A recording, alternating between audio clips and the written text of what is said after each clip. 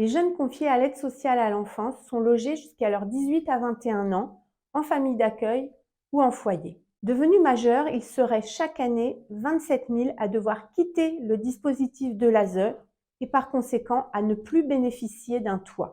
L'absence de référence et de solidarité familiale pèse lourd. Qui pour les aider dans les démarches administratives?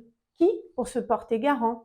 Qui pour les accompagner financièrement au moment de l'équipement du premier logement? Et puis comment vivre dans un logement seul alors qu'on a presque toujours vécu en foyer, ou en tout cas longtemps? Et puis, tout simplement, comment entretenir son logement? On peut aussi signaler de manière tout à fait prégnante le profil psychosocial spécifique de ces jeunes. Ils manquent d'autonomie, ils ont un parcours qui est marqué par les ruptures et ils arrivent certes majeurs mais encore bien jeunes, sans aucune stabilité professionnelle. Les chiffres en disent long. 45% des SDF de moins de 25 ans seraient des anciens de l'ASE.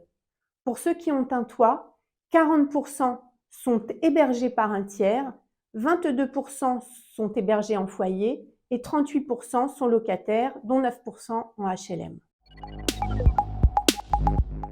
Depuis mai 2023, les sortants d'ASE figurent comme public prioritaire dans le CERFA de la demande de logement social.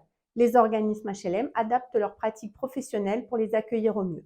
En lien avec les conseils départementaux, ils nouent des partenariats avec les associations spécialisées pour préparer les jeunes à leur accès au logement dans les meilleures conditions et dans toutes ses dimensions. Ils identifient avec l'association le statut d'occupation qui correspondra le mieux à l'autonomie du jeune. Ils privilégient les résidences dont la localisation et le climat social conviennent aux besoins du jeune. Et puis, toujours en coopération avec l'association, ils maintiennent un suivi dans la durée et pensent son parcours résidentiel.